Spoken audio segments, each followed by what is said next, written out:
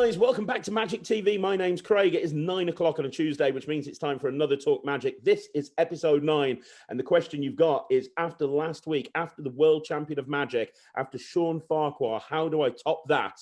Well, I top that with our very own UK Sean Farquhar, the legend that is Steve Dela. Hey, Steve, how you doing, mate? Hi, Craig. I'm good. How are you?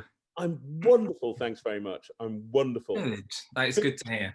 Good to see that you're on brand with the Steve Dela in the background. I just so you can't see the awful magic tricks piling up that I'm rehearsing. Well, you know, I know that you're really busy, and I really appreciate you taking the time to come onto the show. Obviously, you and I know each other very well, Yes. and you know we'll talk about that as part of the interview. But I mean, I think one of the reasons I wanted you on right from the very beginning is you are a legend in the UK magic community. You have done so much. No, you have. It's true. It's true. You know, and I think sometimes, you know, I know you very well, and even sometimes I have to remind you of all of the awesome stuff that you've done. Oh, God, okay. And Yeah. it is true, but there's a lot of people that are on this channel that are newer magicians that might not be aware of everything that you've accomplished. And I'd like to start almost at the very beginning and talk about how you got into magic, because you were in magic from a very young age, like, Yeah. because you even won the Young Magician of the Year, didn't you? I did, yeah. And so I'd like to talk about that. How did you get into magic? So I have, like everyone has an uncle that knows a few tricks. Okay, so not like a professional magician, not someone that's ever done it for money, but he could do things like the French drop, and he had a thumb tip with a silk. And I was about 3 years old when he started showing me. It was the French drop was the first thing. So a coin vanished and pulled behind the ear. It's cliche, but it's exactly what happened. I was obsessed and kept asking him to show me how it was done. And he did the magic mantra of you don't reveal tricks. So I just begged him, and my mum basically said to her brother, look, he's not going to give up. Will you just show him how this trick works? He showed me. I was absolutely hooked. I practiced it at 3 years old. And then on my 4th birthday, I had a Houdini's magic set. And then for Christmas, I had a Paul Daniels magic set. And from there, it went to Marvin's magic, and it just progressed all the way up. That's fantastic. Yeah. And when did you start taking it seriously? Because obviously everybody, you know, everyone's got that story about, oh, I got a Marvin's Magic set, but Yeah. a lot of people just leave it at that, while you then went and won Young Magician of the Year. So how did you transition from where everyone else was to, you know, winning the Magic set for Young Magician of the Year?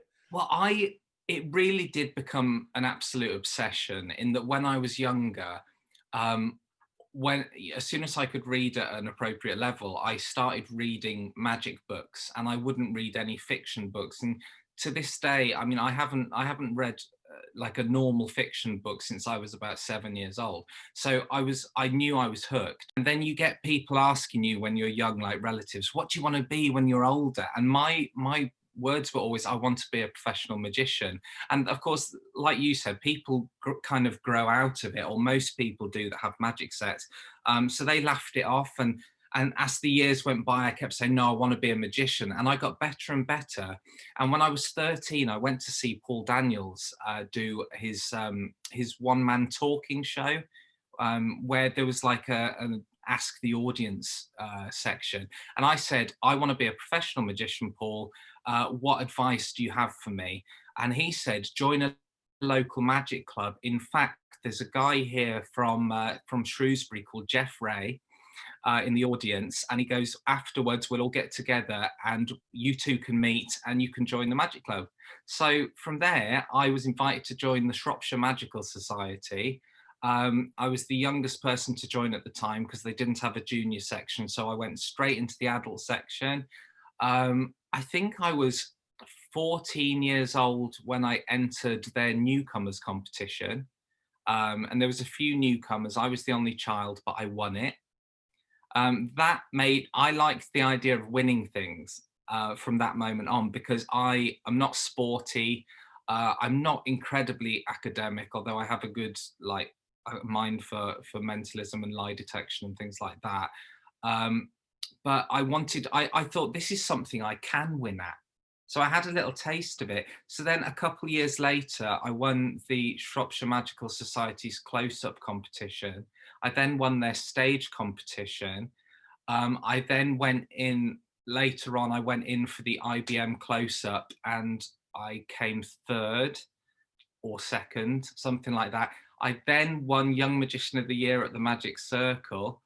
I then Oh no, before Young Magician of the Year, I then did the IBM again and got first place when I was 16 years old. I then became Young Magician of the Year for the Magic Circle.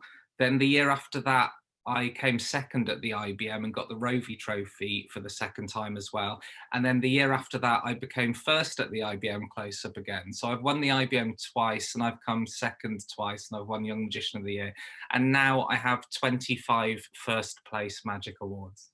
Which is incredible. I don't know if there's many people that have got that many first place Magic Awards. I don't know. You know, it's a bit of a really cheeky marketing ploy on my emails and things. It says the UK's highest awarded magician, so the person with the most awards. I have kept that on and will probably keep it on until I'm challenged. Because I literally 25 is such a big number that I don't know. And this includes, obviously, this isn't just local competitions, but it does include those. So local, regional, because I've won the Midlands Champion of Championship twice as well. So I've got regional, local, national, and then Young Magician of the Year was international. So I feel like I can claim that title until someone comes to me with proof that they've got 26 awards. I'm gonna just keep it on the site. I remember the first time I actually met you in person. It was backstage at one of the IBMs that you won, and I'd never met Steve Dela before. I'd heard of Steve Dela, and I was backstage, and I was like, "Oh, hi, Steve. I'm Craig." And it's then that I realized just how focused you are at winning. Like, I was really confident I was going to win that thing, and no. I've then learned ever since then that if you're in a competition with Steve Dela, or at least from my point of view, if ever I'm in a competition with you, I'm losing. That's just. Do you know, I definitely don't have enough of an ego to believe that for 1 second. And also, when I go into a competition, whilst I've done all the maths in my head and I've ticked all the boxes for why I think I can win, which a lot of people that enter competitions don't do, which is why I've won so many, I think. But I never go into a competition thinking, "Ha, I've got this." I don't have that big of an ego. I very rarely talk to people about the competitions. I don't mention it when I work, for example. I probably should. You being like an absolute marketing guru would be telling me that I need to mention stuff like that. But because I don't have an ego like some people think I do, that I'm a little bit more humble than that. Well, why do you enter competitions? Is it because you love the competition? You love the fights? Is it because you want the social proof? You want to be able to say that you've got more? Is it because you just, it gives you an end goal? Why because I would argue that at this point now, you wouldn't need to enter a competition again. You've set, everybody knows that you are formidable when it comes to entering competitions, but you still enter them today. You still do. So. For me, it's definitely not about trying to be better than other magicians in that respect, but it's like I used to do music. I used to play the cornet, which is like a little trumpet for people that don't know. And you get in music, you get grades, and your grades tell people how good you are. Now, in magic, you're going to get the people that will never enter a competition, and they will argue they don't need to enter a competition in order to be good. True, very true. And also competitions don't equal work, okay, which I'm very well aware of. But what competitions do for me is when I win one, I go, oh, I am doing something right. I must be at least good at magic if I've got an award that beats a room full of people or several heats of people. So for me, it's like my music grades. The more awards I have, the more I feel like I'm valid, that I've got a place in magic. And like I said, people that don't enter competitions, that's absolutely fine. In fact, some people have really strong views about not entering competitions, and that's fine. They don't obviously need to justify to themselves, but deep down I'm quite an insecure person. So knowing that I've achieved something within a profession that doesn't really have goals to achieve, I've kind of made my own goals. That makes a lot of sense. And what advice would you give people that are watching this, that want to enter competitions? They've got the same mindset as you. That, you know, they want to enter a competition. They want to prove to their peers, whatever the reason is. Yeah. Is there any advice that you can offer someone?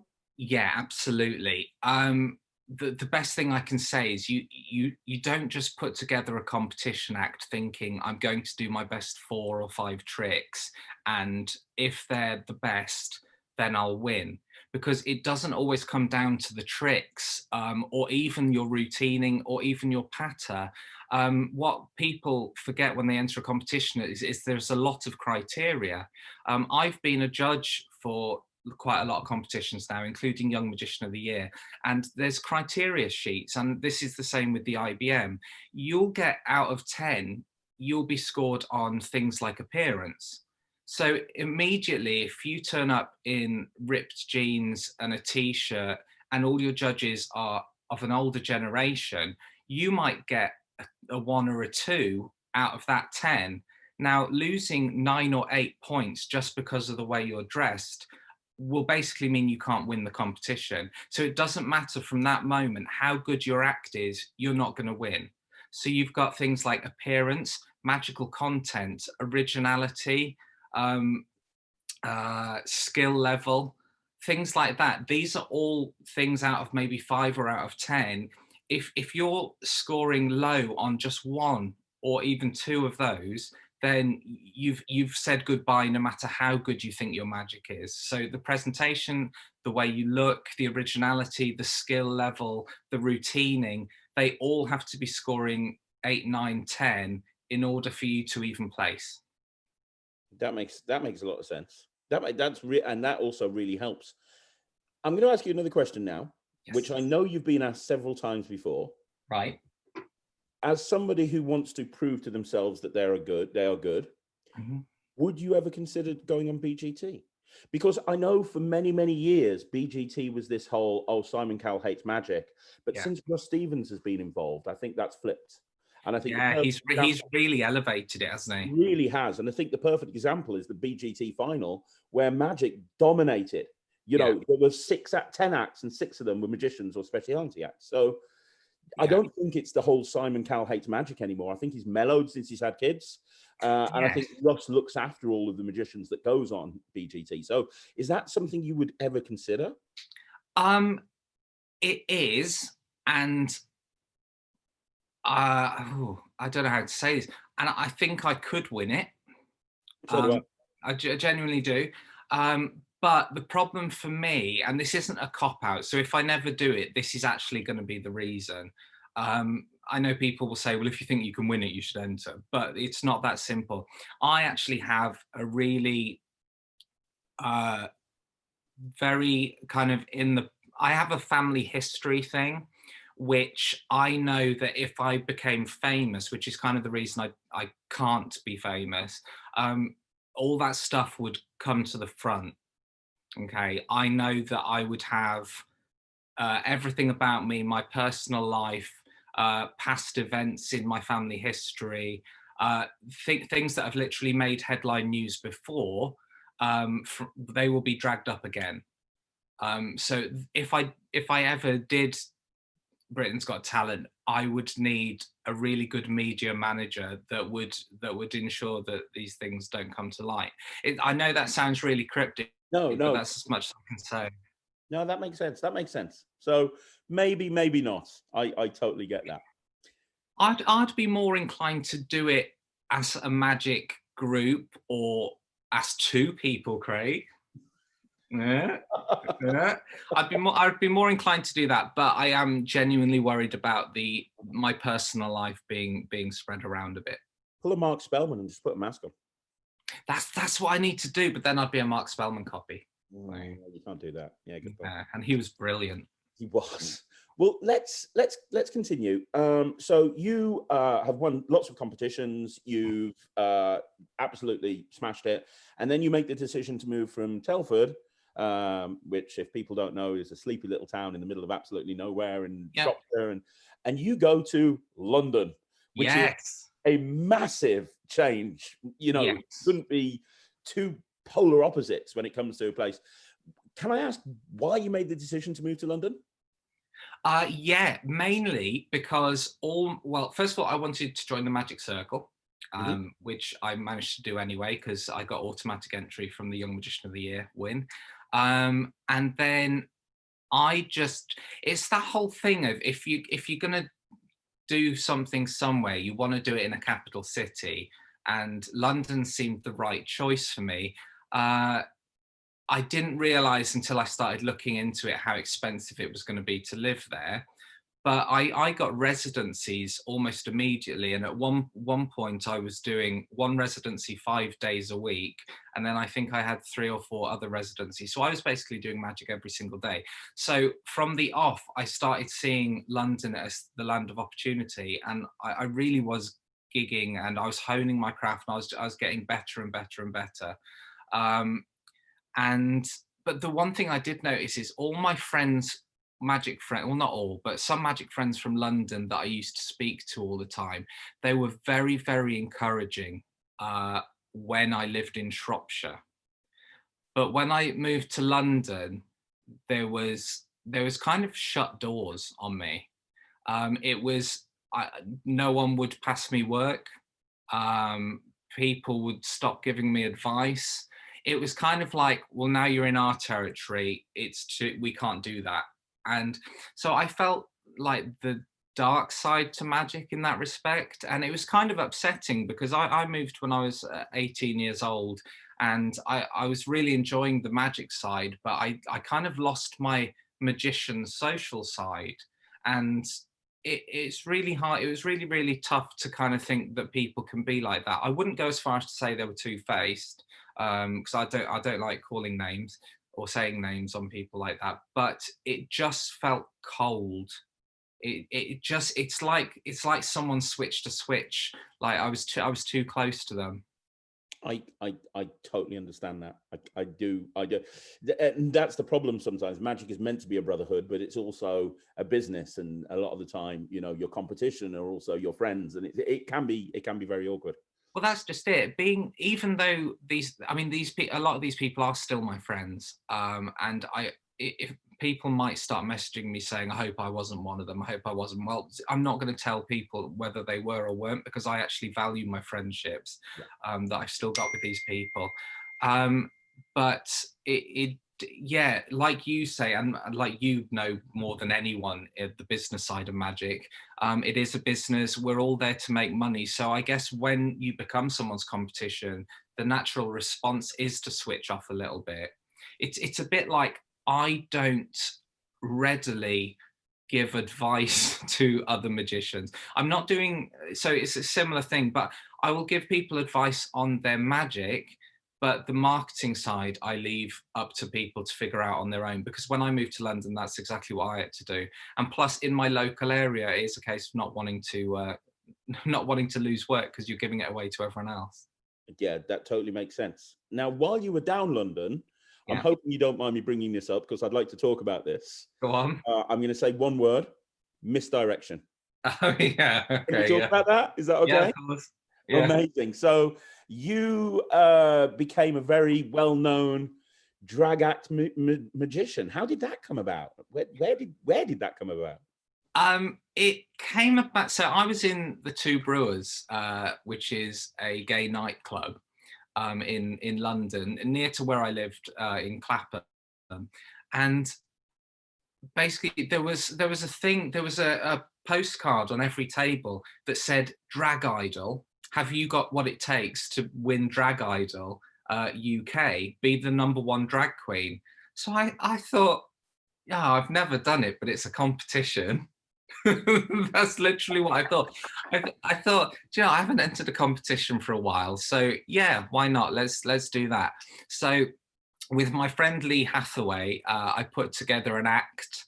I worked on my makeup. I bought myself a nice little dress, some knee-high boots, and I put together a raunchy magic act as Misdirection, the female magician. I've seen pictures. You look great. Yeah, well, thank you, but my very first appearance, I did not look great.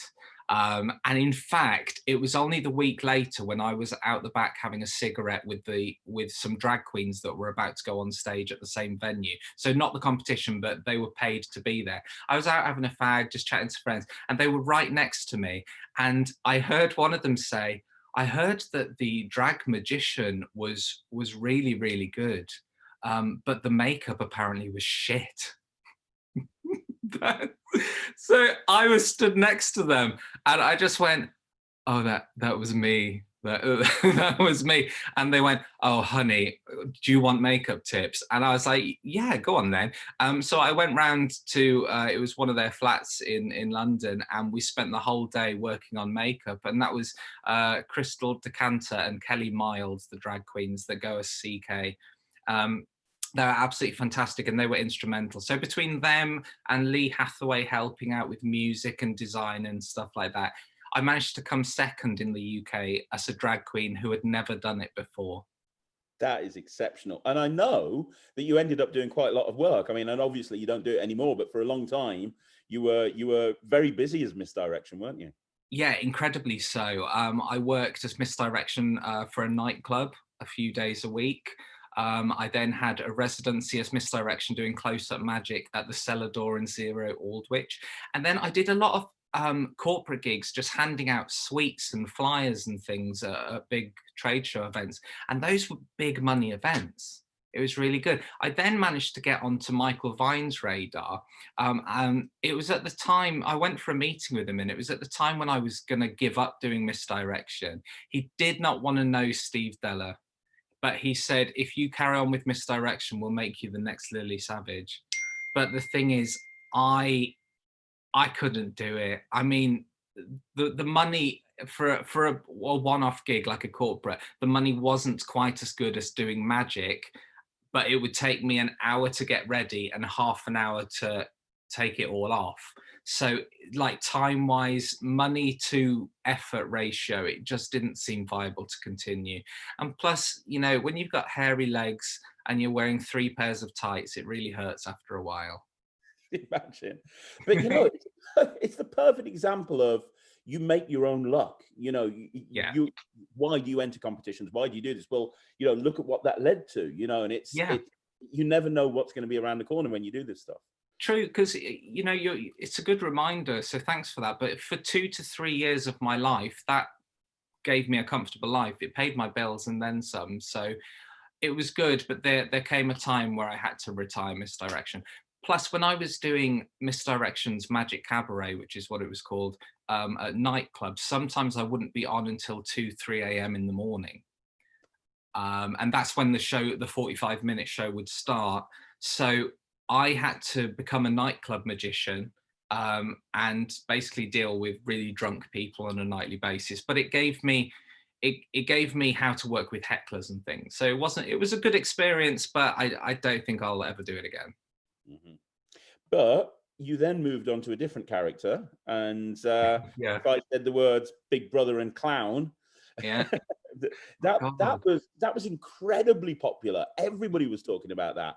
And how did that come about? Like, right. So I have an obsession with masks. So I love like face masks and horror masks and things. So when I was doing really well money wise from the magic and Misdirection, I started buying some high-end masks, and one of them that I designed was an evil clown, because I love clowns as well. When I was young, as well as a magician, I wanted to be a clown in the circus, so that was something I forgot to mention. So I think I paid about £1,000 for a mask, right? Which sounds a lot, but it was made of silicone. It's hand painted. It had hair on it, and it was a really good mask. So then I started approaching nightclubs, and a horror nightclub called Cirque du Soir in Mayfair, and I started doing magic as Mr. Snuggles, the evil clown.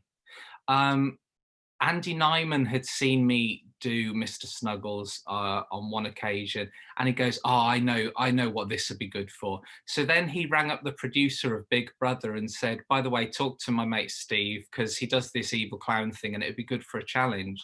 So after Andy Nyman did the introduction, I got these messages saying, "Hi, we've got this idea for a challenge. We want you to come in and scare one of the housemates." And that was in 2010, Celebrity Big Brother. I went in. It got so many complaints. It got people that were scared of clowns were switching off their TV. Apparently, Eureka Johnson had to have therapy when she came out of Big Brother because of me. Are you Um, serious? yeah, seriously, it was all in the paper at one point. And then the other thing was that my appearance in 2010 made it into the 100 top moments of Big Brother of all time, which was really good.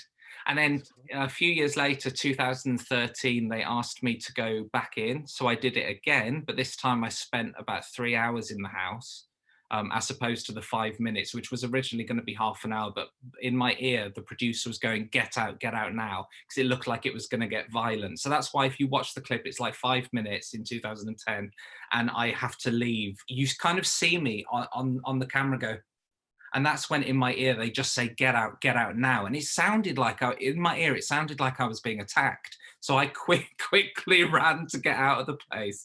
Then in 2015 they asked me to do it again, but at that point I said no, Mr. Snuggles has had his day. But it was insanely popular for a very, very long time. It was good. You seem to have this ability, Steve, of you're a little bit like the Madonna of magic. You're constantly reinventing yourself, and you're constantly coming up with new ideas that haven't been done before. Yeah, I think you've got to, really. I mean, you've seen my close-up. My close-up magic hasn't changed for like 15, 17 years-ish. So, and I won't change it because I can't think of anything better to put in it. But doing a different character gives me a chance to work on completely new material and completely new acts. And yeah, it just keeps me a little bit sharper. Which is great. Now, one thing I want to pick up on, which goes hand in hand with changing and pivoting and moving in a different direction. Throughout this whole interview, you've used the word magic. At no point have you said the word mentalism. Oh, And yet yeah. now, I would say if I did a poll on Facebook and I said, what would you look at Steve Dela as? Most people would say mentalism. And you do a lot of mentalism right now. Yes. Where did that transition come from? How did you go from being an exception? And I know you still do magic, but it's the sort of the thing is massively moving in the other direction in terms of magic versus mentalism. Yeah. Where did that decision come from? There's a lot to this, really. So I've always loved mentalism. Like since when I was younger, I remember at the IBM seeing Sean Taylor doing a lecture, and it just that got my interest. And then when I was performing at the Magic Circle Centenary show, I got to see Mark Salem, and that sparked my interest. And then the popularity of Derren Brown. So Derren Brown saw me perform my Cups and Balls years ago at a convention, and after that, he wanted to go for a coffee. So we went for a coffee and we were chatting about it. And I remember at that point saying, because I think his first TV show had just come on TV, and I remember saying to him, "Do you know, I like magic, but I'd like to be more of a mentalist." And Derren just explained how much more difficult it was. So I kind of left that to one side, because also I was young, and Derren had the right idea in that it's just less believable if you're young. When I used to teach at the Young Magicians Club, which is like the Magic Circle's youth initiative, I because mentalism is so popular, you'd see a trend in it. Now, I loved mentalism at this time, and I was already starting working on it, and I was putting mentalism stuff into my stage show, not so much my close-up. But I remember seeing the Young Magicians and thinking, oh yeah, do you know, a 9-year-old's doing mentalism is a little bit strange to watch, to be honest. Especially not strange if they frame it right, but it's the ones that go, oh, I've spent years studying body language and psychological techniques, and I'm watching it thinking, oh, but you're like 9. So when did that start? So it wasn't, so I had this battle in my head that even at say 19, 20, 21, that I was still too young to pull off being a mentalist. You know, many would disagree with me, and a lot of people have done it younger, and especially these days they are. But I didn't feel right doing it. I was still creating, I was still adding stuff to my stage show, but I wasn't willing to call myself a mentalist. I think the first time I started calling myself a mentalist was when I was about 28 years old.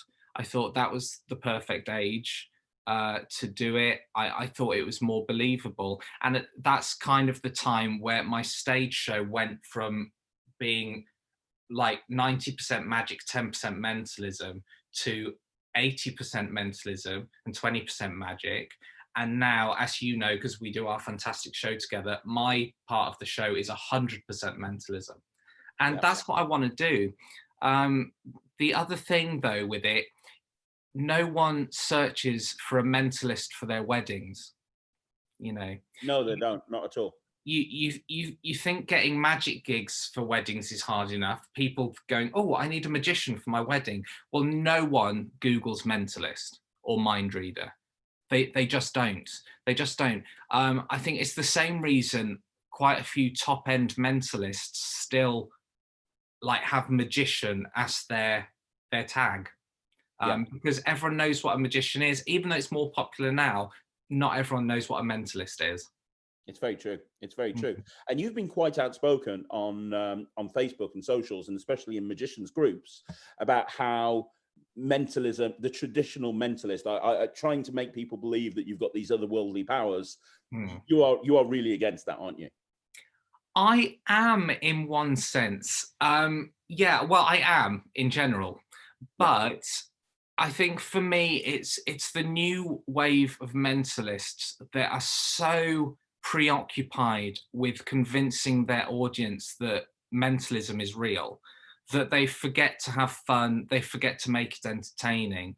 It's no secret that I'm not a big fan of propless mentalism, mainly because I don't like procedure, because okay, maybe I haven't seen enough of it, and I know people will disagree with this so much, but every time I see propless mentalism that has some kind of procedure, I'm there going, even though I know mentalism, I'm going, gosh, surely people can see through that.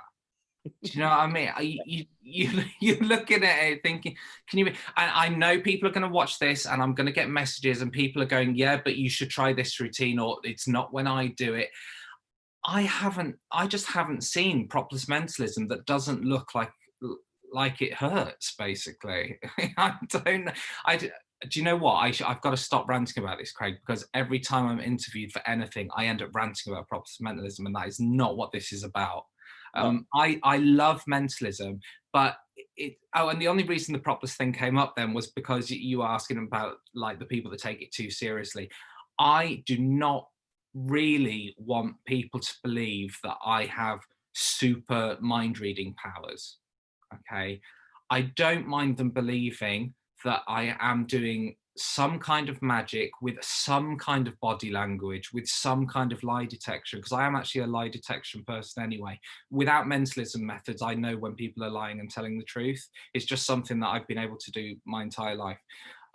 So that's my propless. I could literally do that, and people find it funny. My friends find it funny to ask me to tell them who's lying and who's telling the truth, and I can literally do it.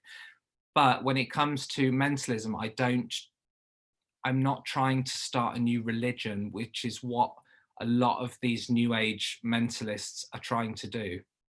Yeah. Yeah. And I totally agree with you. And, you know, we're not going to go into propless mentalism, but my attitude is you owe it to your audience to do the best possible performance that you can do. And there's no way that propless mentalism is going to be better than if you've got all of these different tools at your disposal. Yeah. And the perfect example is, you know, your coin in hand routine where you guess the coin. I think you've got the best coin in hand routine I've ever seen, because I love the way that you predict beforehand. You predict the whole thing beforehand, but they don't feel like you predicted it. And it's just great. But from the audience's point of view, it is propless. You took a coin and they're not seeing a prop. It's not like you've got a big thing on stage that from their point of view, it is propless. It's not because you're using a prop, but surely it's the perception of the audience that's most important and not the perception of the performer. Wow, you said that so well, Craig. That is 100% my thought. I mean, when I'm doing mentalism for people, they might see a pen and some paper, and that to them is propless. Same with the coin in hand. They don't know I've got a gizmo or a gadget. So it still looks mentalism-y. It's still natural. But I'm, you know, I might spend £100 on a prop that can achieve an effect and make it 10 times cleaner than if I did the same thing using a myriad of sentences, a bit of guessing, some anagrams, and I don't know. It's not. I don't have the brain power for propless. So I honestly I forget things immediately anyway. But I like traditional techniques. I love modern techniques. I think the way mentalism's moving forward is a great thing. You know, there's mentalists out there that won't touch the e-mentalism stuff, all the electronics and that. But there are also those that won't touch billets, and those that won't use a pocket writer. There's different people in different mentalism camps, and the weird thing is we don't seem very united in the idea of making mentalism entertaining and fun.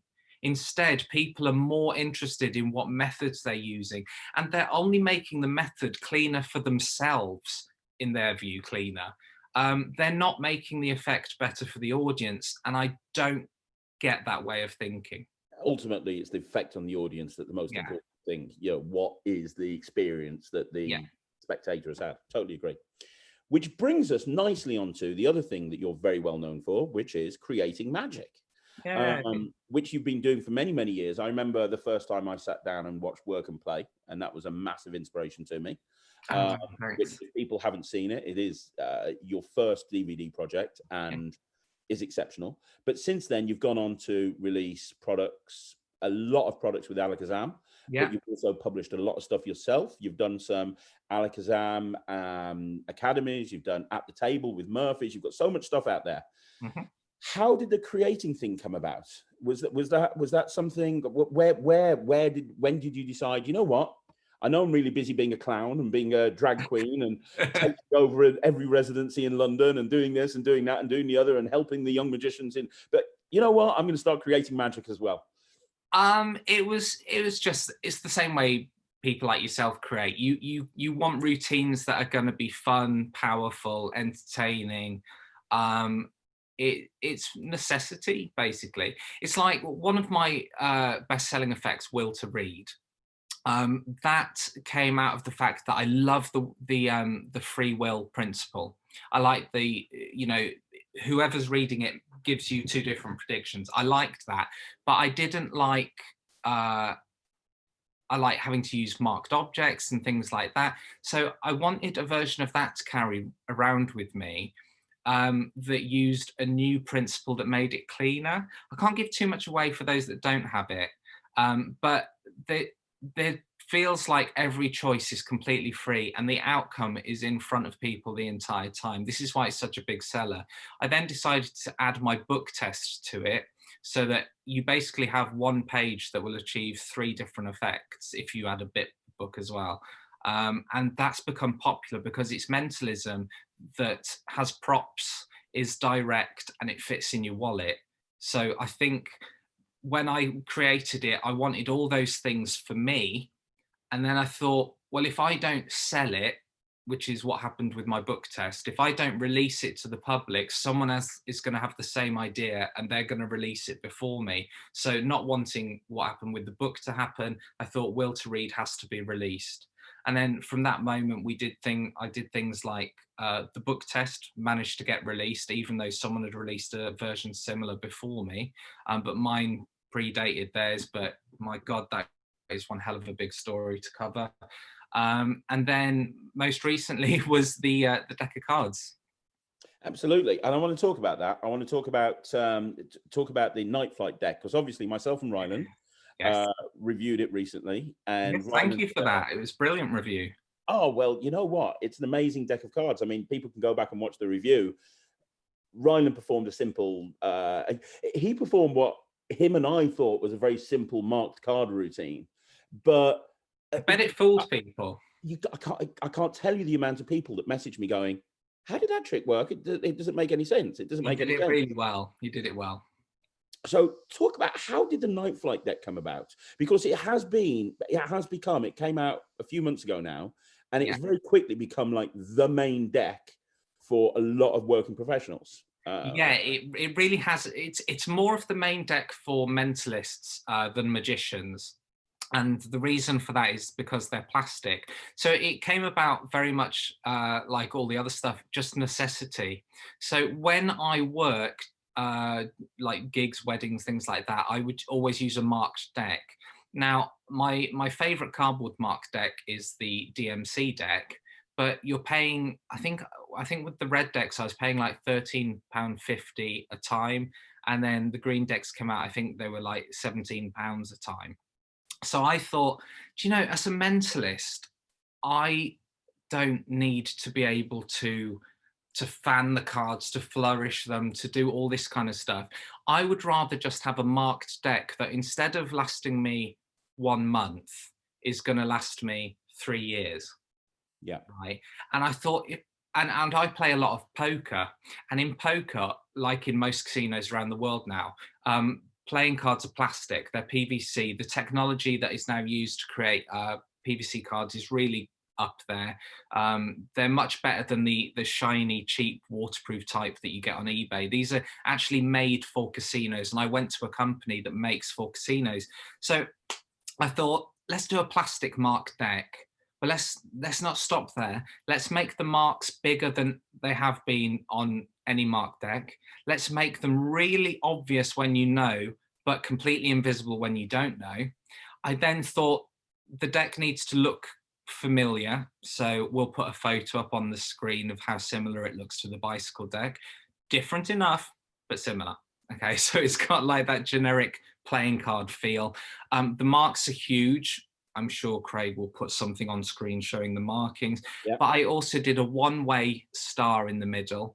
And then there is black and red indication, okay, which tells you whether the card's a red card or a black card. So if you're doing mentalism effects like Out of This World and that kind of thing, it makes it like 10 times easier. One of the feedbacks I got from people that didn't have the deck was, if you've got the markings so big, surely they can just see if it's red or black by reading the marking.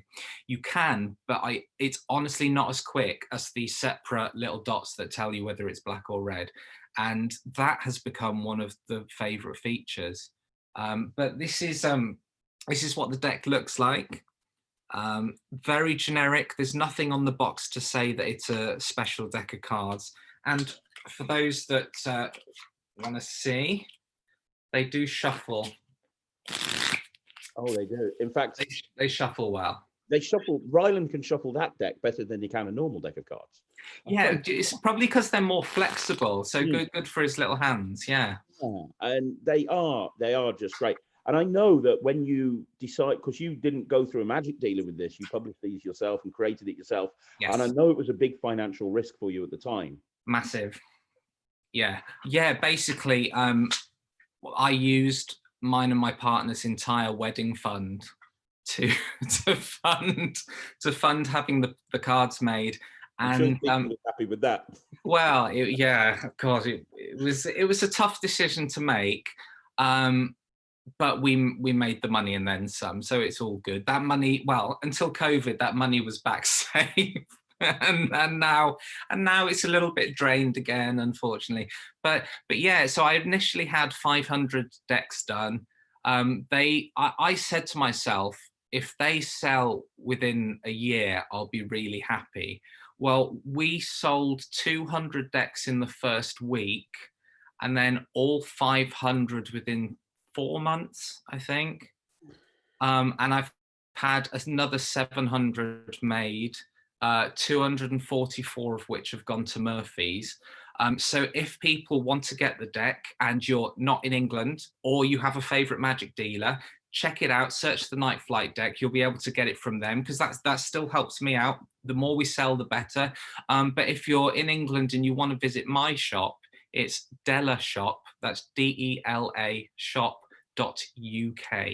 And if you're in the UK, it's free postage. but it's not if you're elsewhere, which is why if you're in America, Canada, China, Japan, places like that, check your local magic dealer. It's very likely they'll have it if they've got a Murphy's account. And you know what? You've talked about how great they are for a mentalist, but I'm a magician and I use them. And you must have had magicians in mind. I mean, you put a double backer in there, and Yeah. you Yeah. put Well, I put a double backer in, but I was thinking of mentalists using it. oh, okay. But Craig, I will allow you to use this pack for magic if you so wish. No, I do.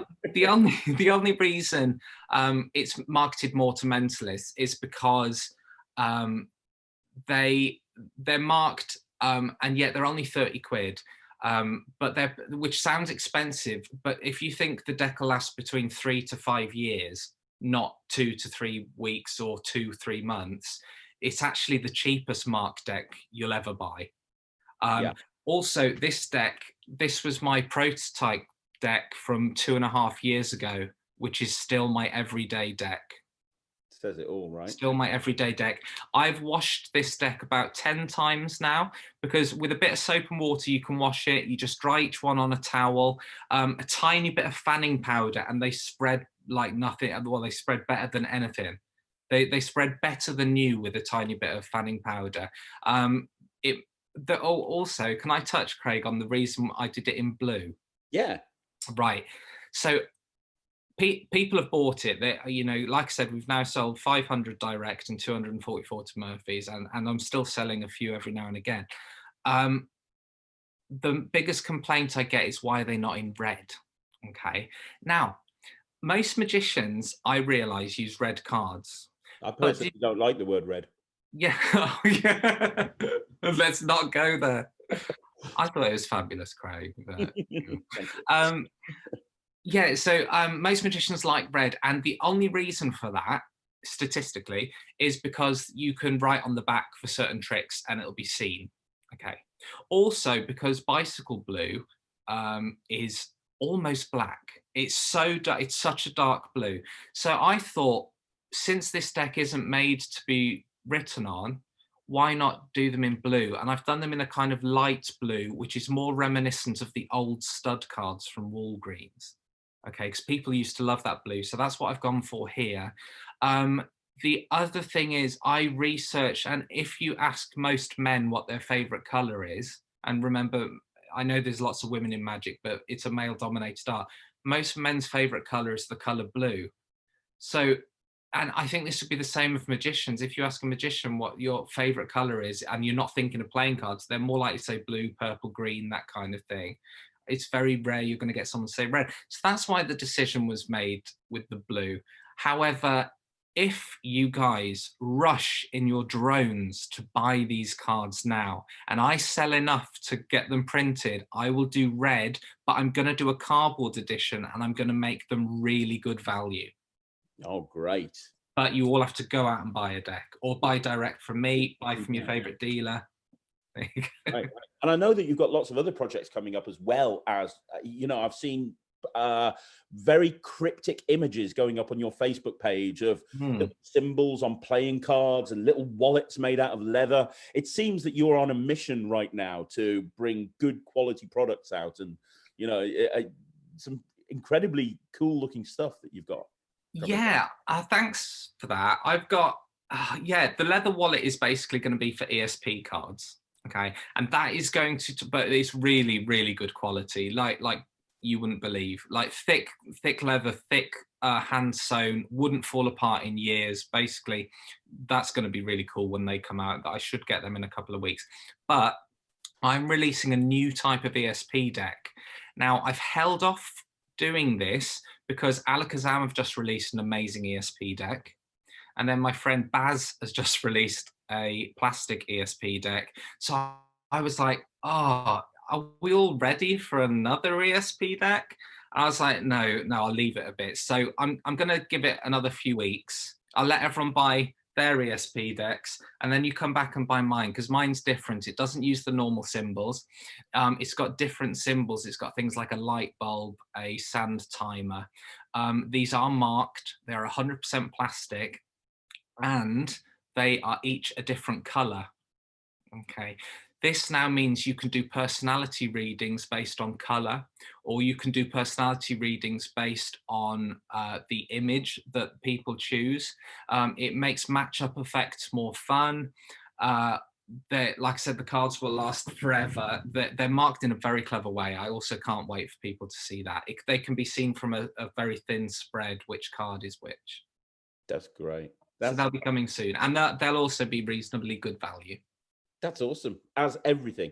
And are you bringing anything else out other than the cards and do you have any other projects on the horizon with different magic dealers or tricks or so on and so forth? I do. I'm not sure who's releasing it yet, but there is a big one. I think it could be as big as Will to Read. Oh, wow. Yeah, and it's mentalism, and it's close-up mentalism, but it can be used on stage as well, but hidden. On stage, it would look propless to all the people that want the propless feel. It would look propless, but it's, yeah, I've designed a unique utility device, which I really believe every mentalist would get an absolute kick out of. I can't say too much because whilst the idea has not yet been manufactured, it's stealable, so I can't say much more. Okay, but watch this space. Watch this. Yeah, space. watch this space, and keep an eye on your favorite magic dealers for Steve Dela products, but keep an eye on delashop.uk because everything goes up on there first. Awesome. Now, I want to wrap things up with a couple of other questions that I want to ask you. And the first one is, you've talked throughout this interview about youth. You talked about you winning the Young Magician of the Year. You also talked about how you worked with the Young Magic Circle. Yeah. There are a lot of people that are on this channel that are younger. We have a lot of, because I keep an eye on the analytics, there's a lot of younger viewers on this channel. What advice, for somebody who's worked with, the Young Magic Circle, and what advice would you give a young magician that's so passionate about magic and, they have that goal of becoming a professional? Oh, wow. God, that's a question, isn't it? I wish I'd known beforehand. I would have prepared something. What advice would I give? Keep doing it. Keep doing it. Learn via whatever's easiest for you. So if that means books, then great, read books. If, though, you don't like to read, can't read very well, are not inspired by reading, find it difficult, maybe you're dyslexic, get DVDs. Get DVDs, and don't ever be ashamed of the fact that you're not reading magic books. I love magic books like the next person. I think I own about 4, right? But DVDs for me helped me learn. So that's the first thing. Choose the medium that works for you. If you can't learn from DVDs either, then join a local magic club. Get some one-on-one tuition with someone you respect, with someone whose magic that you admire. Also, try to be original. So don't copy other people's presentations. Be yourself, have your own personality. Make it fun. Don't become a boring magician. Don't become a sleazy magician. Do magic that's age appropriate. Okay, so no 20th century bras, please, if you're 10 years old. Nothing like that.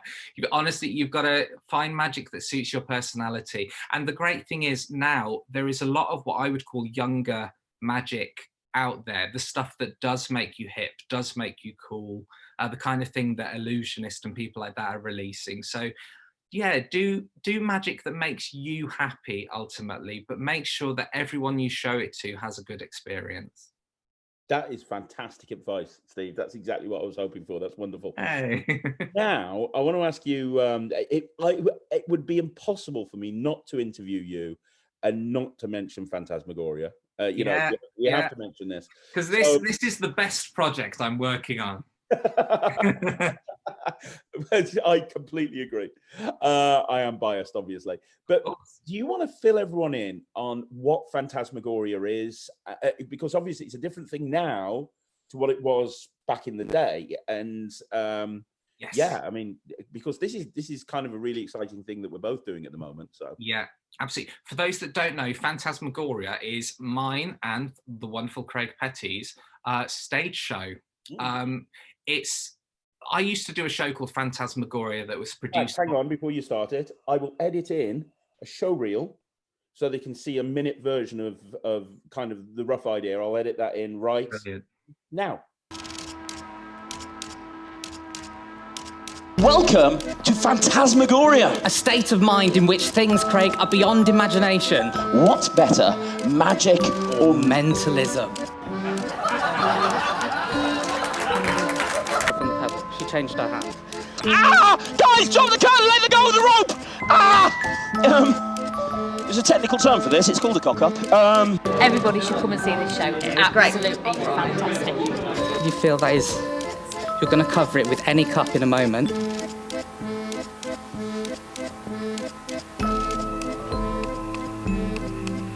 I love the format, mentalism versus magic, never seen that before. But I'm going to try and find that card using ninjutsu. Throw the cards!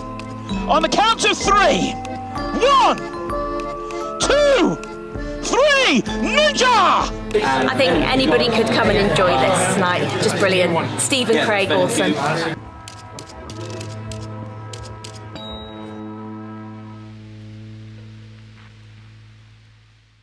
So there you go. That's a rough idea of what Phantasmagoria is all about.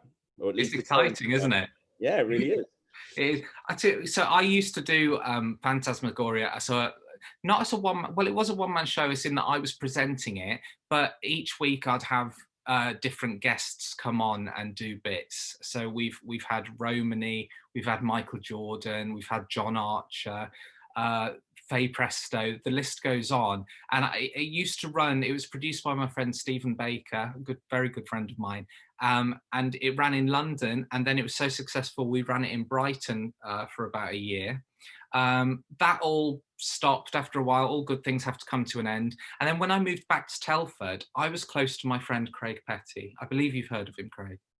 Yeah, it's not many people like him, I think, but yeah, I've heard of him. No, he just has strong opinions.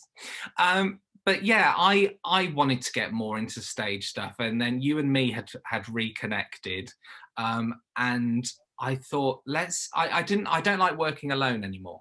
Okay. And then I thought, who better to do a show with than Craig Petty? And I thought, I know, I'll leave the magic to him and I'll do the mentalism. So for those that don't know, Phantasmagoria is now a competition, magic versus mentalism, okay, which is an idea that Craig came up with, and it works so well. We can't reveal what happens at the end, because it's different every time, but the magic versus mentalism plot plays out really well for the grand finale. You guys will have to come and see the show in order to understand what we're talking about, but the concept and the feedback we've had so far has been absolutely fantastic, hasn't it, mate? It has. We were just about to really kind of launch this at the next level, and then this little thing called COVID happened and set all that back. But you know, the nice thing is, and I talk about this on the channel all the time, we have everything in place. So you know, as soon as things get back to normal, and they will, trust me, we are ready to literally turn that tap on and just go. And the nice thing is, I know that you've been doing the same, but I've been more creative during this time, and every stage piece I've been working on during lockdown, I've only been thinking of it for Phantasmagoria. Well, I invested in, and I think I'm one of only about 30 people in the world that have got one of these. I invested in the Quantum Logic routine by Tom Stone, specifically for Phantasmagoria. That's exciting. So, yeah, which is probably my favorite routine. So yeah, we're ready to go, and it's going to be bigger and better than ever before. Absolutely. My question is, I've got to ask you this. When you told everybody that I was going to be the guy doing Phantasmagoria with you, how many people rang you up and said, "Are you nuts?" Yeah, I mean, I was verging on death threats, I think, at this point. I had people saying, "Why Craig?" And then I would give all the great reasons why I chose Craig. And I would have people just, "You've got a reputation, Craig, and it's because you're very outspoken. You will, if someone's rubbish, you will tell them. If a marketed effect is rubbish, you will tell them. You don't hold back. Your honesty does get you into trouble, And this is why people had their reservations of me going into business with you. But it's been smooth sailing for me thus far. Oh, there you go. That's cool. I'm glad about that. And one last question for you, Steve. Yeah. This is a question I ask everybody on this. When I interview somebody, I always ask the question, what's next? And the reason I say that is because what's on your bucket list? You have achieved so much. And I'll tell the same thing to you. I'll say the same thing to you that I said to Sean Farquhar last week. If you never performed again, if you never released another magic trick again, your legacy is set. It absolutely is. You know, you have won so many competitions. You've done so much with the Magic Circle. You've performed. You know, you've performed in cabaret shows all over the world. You've done it. You've been there. You've released so much amazing commercial magic. You know, you're constantly reinventing yourself. Snuggles the Clown, Misdirection, Phantasmagoria. You're always looking for that next thing. What outside of Phantasmagoria and Dela Shop? I know there's going to be other stuff that you're thinking about. What's next? That's a hard one to answer, actually, because I do have ideas and things in mind that are both magic, well, mentalism, and non-work related. So I've got other business ideas and stuff like that.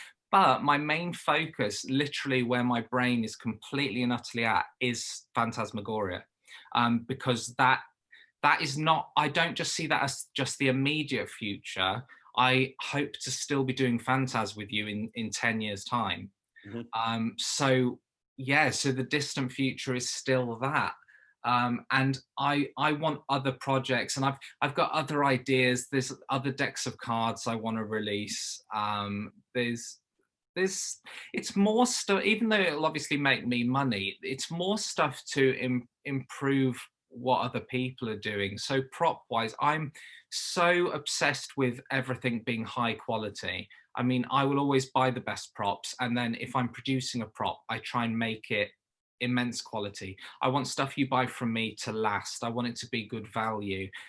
So my brain is always reinventing old stuff that's out there. But honestly, and I'm not just saying this because you're the interviewer, but Phantasmagoria for me is kind of the only headspace I've got at the moment. Which is great. And I know two things about you. I know, one, if you put your mind to something, you do it 100%. It's either all or nothing for you. Pretty much. Yeah, I know that. Wherever it is, Dela Deck, Phantasmagoria, it's either, I remember when we were first meeting up about Phantasmagoria, you were like, let's meet up again. Let's meet up again. I'm like, dude, I'm so busy. So it doesn't matter. Drop what you're doing. I don't know how you found the time running the companies you run. It's like, well, I remember every time I turned up to have a meeting with you, you were on the phone booking gigs. So people that have never been to your office, they don't understand that you've always got 3 phones and you've always got 3 people on the end booking in gigs for people. It's quite incredible to see. So often I was given a coffee and told to wait 10 minutes while you booked in like 10 gigs. Yes, that sounds about right. But the other thing is, as well as putting 100% in, you talk about me running a business, you have an incredible business brain. You don't just try something if you don't think it's going to work. Everything that you've done is successful. And the reason it stops is because you've decided to stop it, not because it hasn't worked. Look at Misdirection. You decided to stop that. It didn't run its course. You decided to stop it, and that's fine. Look at Snuggles the Clown. Look at everything that you've done. A lot of people don't realize you had a very successful vaping business. Oh God, yeah, I did, didn't I? For years, yeah. Ridiculously successful vaping business. You were wholesaling everywhere, and that stopped because you decided to, stop it. Not because it wasn't successful. I remember you telling me about that. I'm like, are you nuts? Yeah. It's because, and I think people need to understand, you are such a very clever, shrewd business person who has an unbelievable ability to spot niches and go 100% in and make them successful. Oh, yeah. I don't know, to react to that. That's really nice to hear, Craig. Thank you. But it's true. You can't deny that everything I've said is true. I'm not just giving you my opinion. I'm giving you facts here that just... Well, do you know what's funny? I mean, if I was talking about the proper future, but this could only happen if I won the Euro Millions, right? Or became super mega rich somehow. Me and Stephen, my partner, always plan a place called Delaville. This is going to sound really egotistical now. I don't have an ego, but I love it already. I love it already. I would love to like to open and run a full entertainment village, right? Which would include a magic theatre and different bars that are themed to different types of illusion and stuff. And we always talk about this in such detail, even down to the fittings and the fixtures. We talk about it as if it will one day happen. So if I ever won the Euro Millions and had like 67 million pounds, Delaville would happen. It would happen slowly, but it would happen. So that would be, that's kind of, I wish I was a spaceman kind of thinking. But it's something that I still have my brain thinking about a little bit. That's amazing. You know, I would be there in a heartbeat. Man, that would be so good. And I'd do you half price entry, so it'd be fine. That's what friends are for. I got one last question for you, actually. That's just literally, I was going to wrap this all up, but I have got one last question for you that I think would be very useful to speak about. You and Stephen, you've mentioned your partner several times. You and Stephen. You have an amazing relationship. I know you both personally. You guys are such an amazing couple. How do you, and this is a question that comes up on the channel a lot, so I'm going to ask it you. How do you balance, because you travel all over the UK performing, and you can be very, very busy. You know, I know how busy you are, especially December and summer. And when you're not busy, you're busy doing other projects. How do you balance that family time with magic and make sure that they both kind of coalesce? That's one of the hardest things about being busy. I mean, I kind of, it's weird to say, but lockdown, I've kind of appreciated the extra time it's given me to spend with Stephen and our rats. So I am very much a family man. So I have been offered the opportunity to go and work in Dubai for 3 weeks. I've been offered the opportunity to interview for cruise ship jobs and things, but I actually care more about having a stable relationship than I do about going away for weeks at a time. So that might be my only downfall. But the other thing is, we keep very close friends, like yourself and Sarah. We just have people like you that we meet up with, but it's not like every week. It can be a few months at a time. And that means that when we're not meeting our few friends that we have, we can spend all that time together. And the great thing about Stephen is he is learning magic himself, and even passed his interview for the Wolverhampton Circle of Magicians and is a fully fledged member of that, which is my local and a fantastic magic society. So he has an interest. He comes to Blackpool every year. He buys magic when he's there for himself. He's always practicing, always improving. So now we have this interest that when we got together, we didn't realize we'd share. So having built that together, that's also wonderful. That's amazing. That's great. And you guys are awesome. You really are. So are you guys. Thank you so much. Stop it. Yeah, it's a love fest. God, seriously, Steve, thank you so much for coming on the channel. Thanks for having me. You were amazing, and I knew you would be. And if you want to connect with Steve, like I say, down below, delashop.co.uk. Where is it? Sorry, Dela.uk. .uk. I don't know. Delashop.uk. Are you on Facebook as well? Not personally, but with yeah, my like work page is Steve Dela Magician. There you go. And then I've got Dela decks. So if you want to know just about the playing cards that I release and am going to release, then follow Dela decks on Facebook. Perfect. So connect with Steve with all of that. Make sure that you check his website out. And if you haven't already got a Night Flight deck, get one. I'm going to put a link at the top right here. So the review that me and Ryland did.